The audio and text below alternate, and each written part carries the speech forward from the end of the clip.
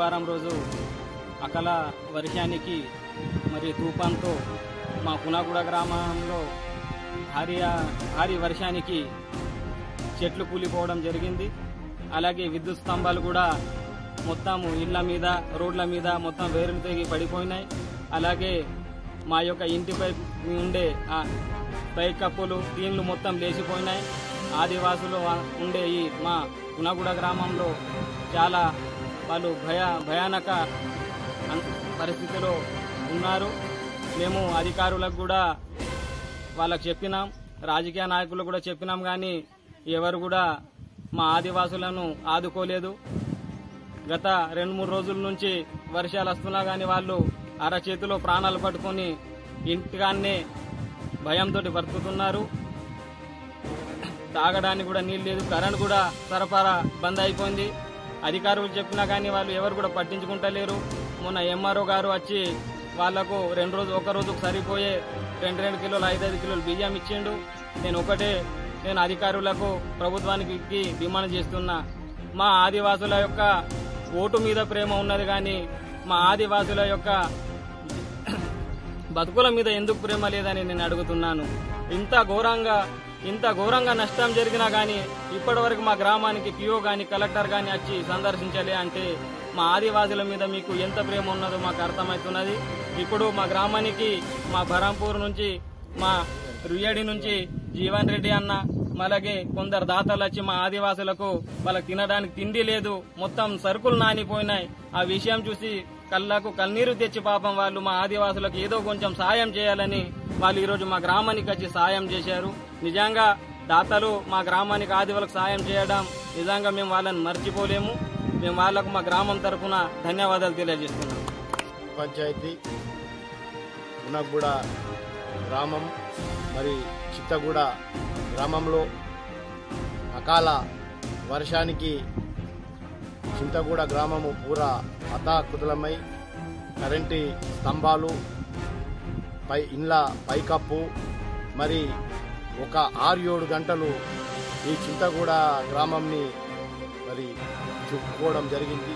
భయభ్రాంతులతోని చింతగూడ గ్రామస్తులు మరి ప్రాణాలు అరిచేతుల్లో పెట్టుకొని 4-5 గంటలు ఈ గ్రామంలో భయభ్రాంతులతోని ఉండడం జరిగింది.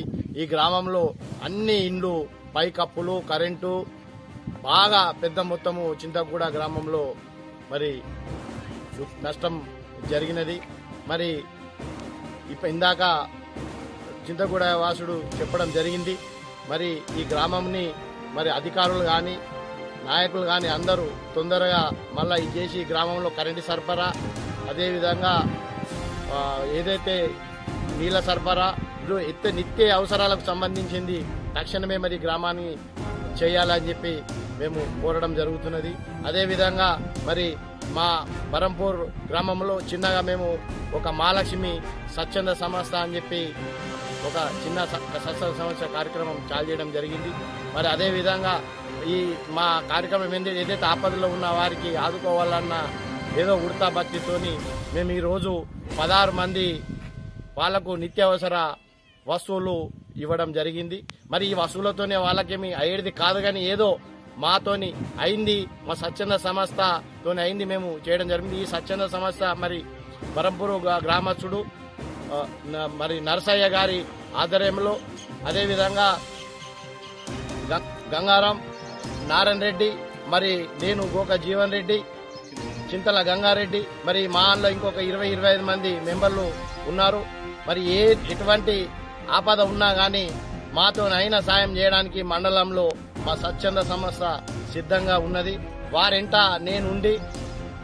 నేనుండి నాతోనైనా సాయంసుగా ఆ స్వచ్ఛంద సంస్థ చేస్తా అని చెప్పి మరి ఈ కార్యక్రమం మేము ఈరోజు ఈ చింతగూడ గ్రామంలో మరి 16 మంది సభ్యులకు మేము నిత్యావసర వస్తువులు ఇవ్వడం జరిగింది.